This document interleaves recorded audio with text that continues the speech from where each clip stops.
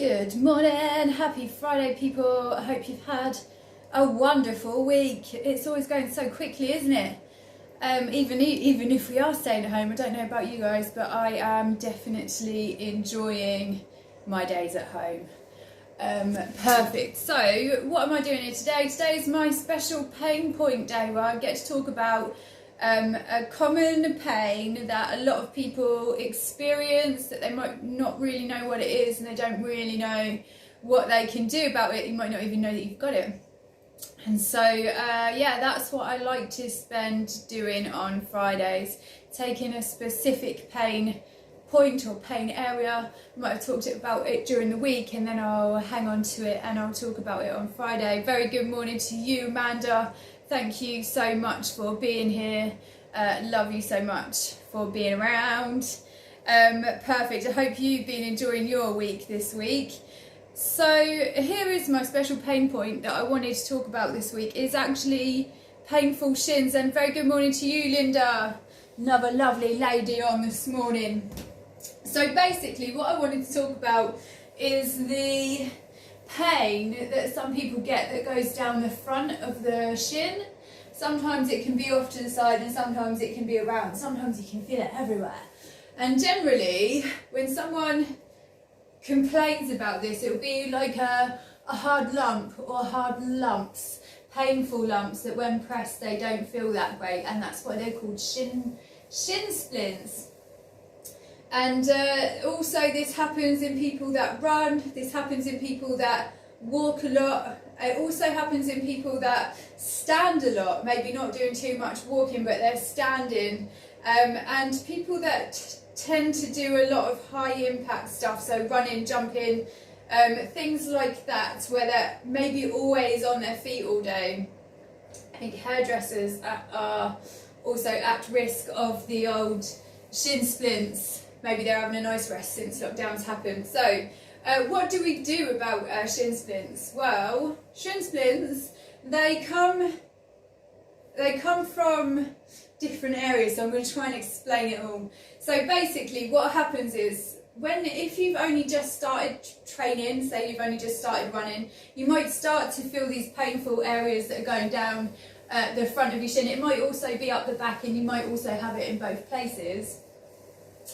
This generally happens because you've gone from not doing a lot to all of a sudden doing a lot, and sometimes your muscles are big enough to pump through it, but those joints and those tendons, they might need a little bit of extra help to get there. It could also be that you have a very slight imbalance. Earlier in this week I was talking about how having an off-balance ankle or ankle positioning can ruin your whole posture. It can actually give you knee ache, it can lead to your knee pulling over to the side. And similarly, if you have a knee that turns in, that's also going to cause similar issues, because you're taking away the proper body mechanics of how we should be, and it's either leaning into one side, and you see that as soon as I do that, that's me collapsing my ankle in, and you saw that the knee went over there. But sometimes I might have a tight knee and my knee will slightly go in this side. It's ruined my calves, and it also ruins the way that I put the weight through that leg. So there's a few things to think about when we're thinking about shin splints.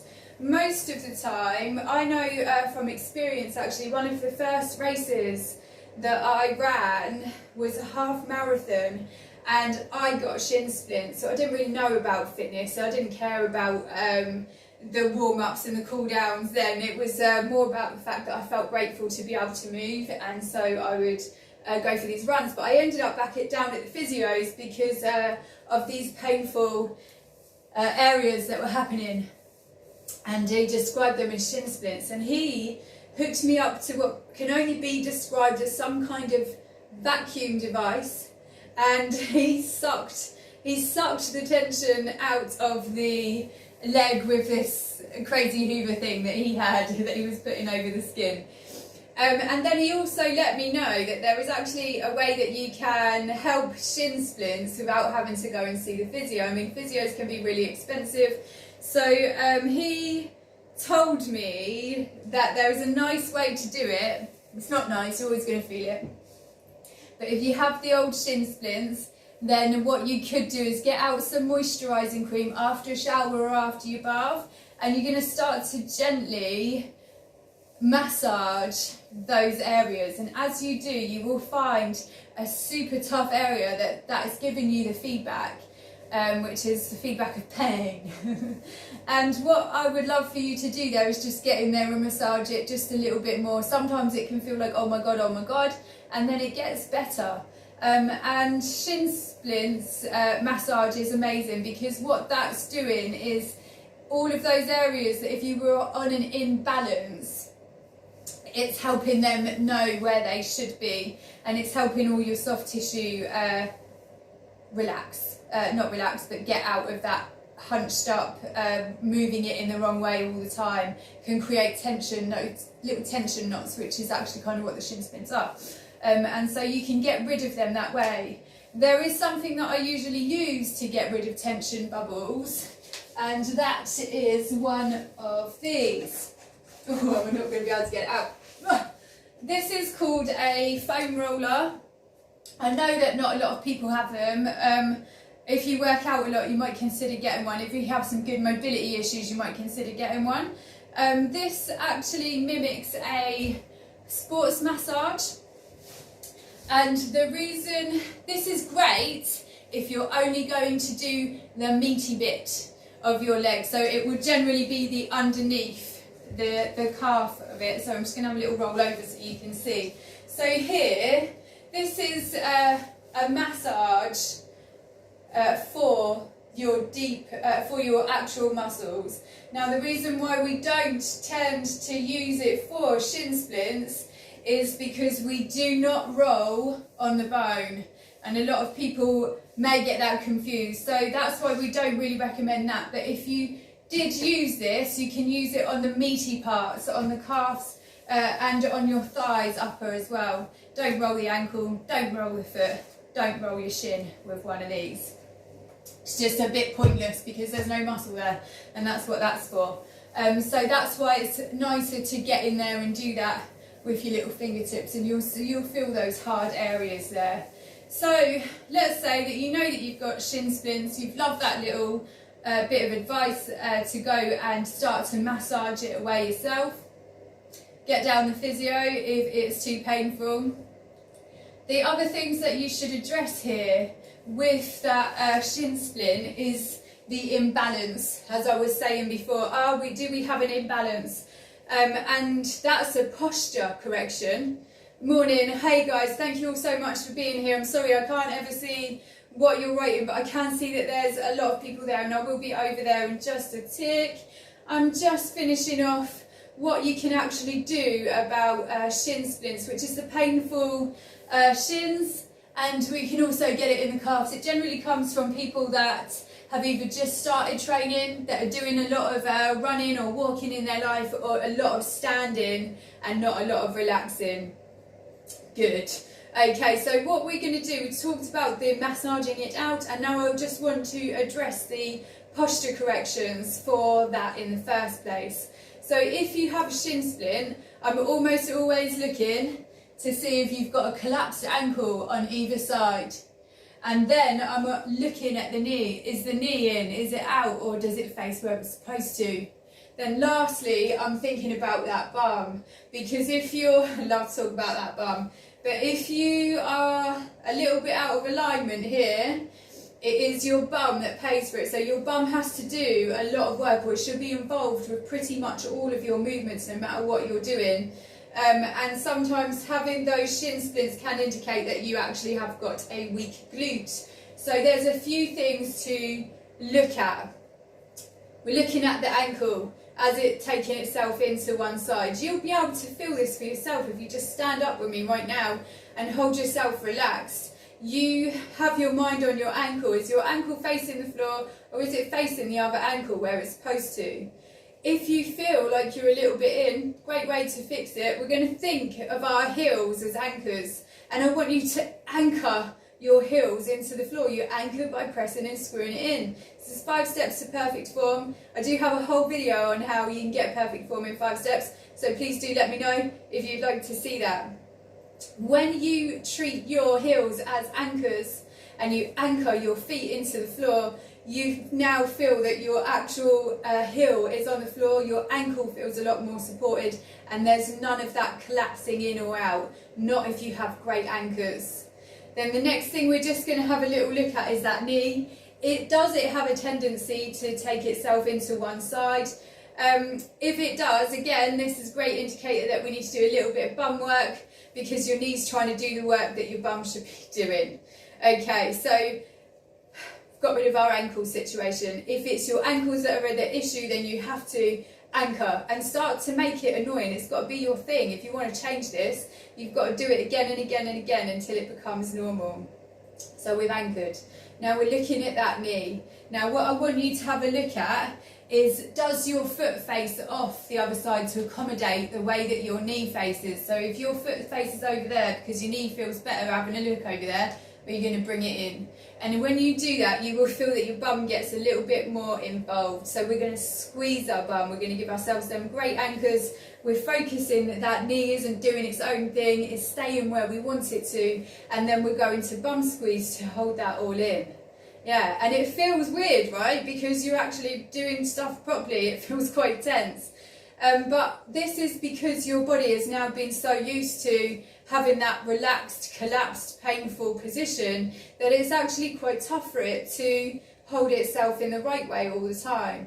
But don't be annoyed or put off by that. It will get better and it will become natural as time goes on. And it's always better to play this game, because you are going to live in your body for the rest of your life. So you may as well look after your body so that your body looks after you, so you get a little bit longer out of what you've got. Nice.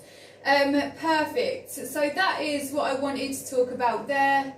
And I do know that a couple of people were suffering with painful knees, painful calves. I have actually done a few videos on the old painful calves and misaligned ankles and stuff, and it's funny because people think, oh, I've just got a bad ankle, I'm just gonna not use that for a minute, but then you accommodate that bad ankle by putting it in a weird position because it doesn't have the strength, and before you know it, you've got knee issues, you've got hip issues, you've got back issues, and it all stemmed from that one thing. So yeah, I hope that you found that useful. They are super important to look after. Shin splints kind of come from too much activity too quickly, not enough activity, and also holding your body in a weird way that you might not be aware of that you're doing, but that can all add to the pain of those shin splints. Very good morning to everybody.